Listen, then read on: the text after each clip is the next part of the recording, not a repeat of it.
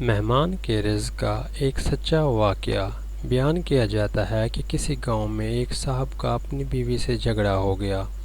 ابھی جھگڑا ختم نہیں ہوا تھا کہ اسی اثناء میں ان کے گھر مہمان آ گیا۔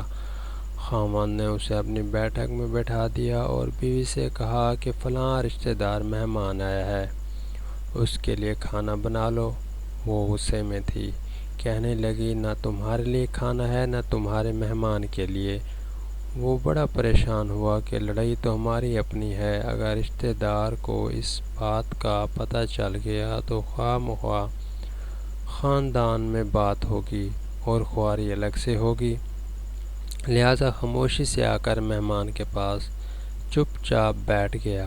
اتنے میں اسے خیال آ گیا کہ چلو بیوی اگر روٹی نہیں پکاتی تو سامنے والے ہمارے ہمسائے بہت ہی اچھے لوگ ہیں، میں انہیں ایک مہمان کا کھانا پکانے کے لیے کہہ دیتا ہوں۔ چنانچہ وہ ان کے پاس گیا اور کہنے لگا کہ بیوی کی طبیعت آج کچھ خراب ہے، لہٰذا آپ ہمارے مہمان کے لیے کھانے کا انتظام کر دیں۔ انہوں نے کہا ٹھیک ہے۔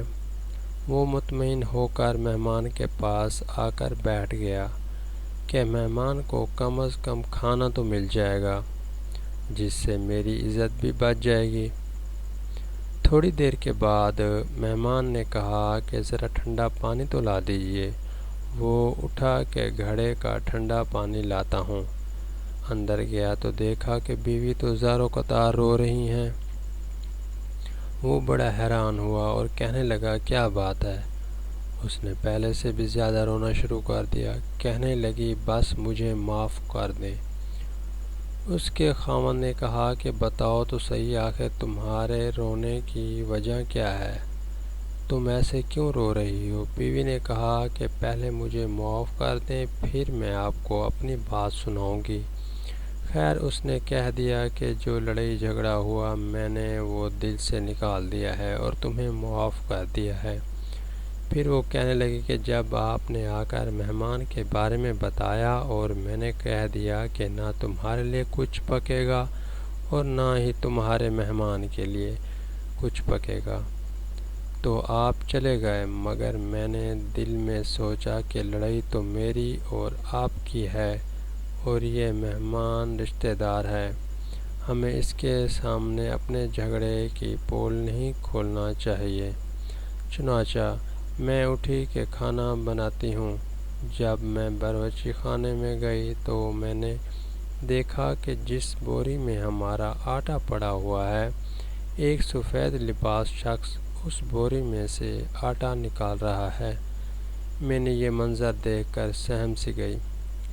وہ مجھے کہنے لگے کہ اے خاتون پریشان نہ ہو، یہ تمہارے مہمان کا حصہ تھا جو تمہارے آٹے میں شامل تھا۔ اب چونکہ یہ ہمسائے کے گھر میں پکنا ہے اس لیے وہیں آٹا لینے کے لیے یہاں آیا ہوں۔ اس واقعے سے ثابت ہوتا ہے کہ مہمان بعد میں آتا ہے، جبکہ اللہ تعالیٰ اس کا رزق پہلے بھیج دیتا ہے۔ یہ واقعہ کتاب خطبات فقیر سے ماخوذ کیا گیا ہے۔ اگر آپ کو ہماری یہ ویڈیو اچھی لگی ہو تو ہمارے چینل کو سبسکرائب کر دیں اور بیل آئیکن کو بھی پریس کریں تاکہ آنے والے تمام نئے ویڈیو کی اپڈیٹ آپ تک پہنچ سکے۔ شکریہ۔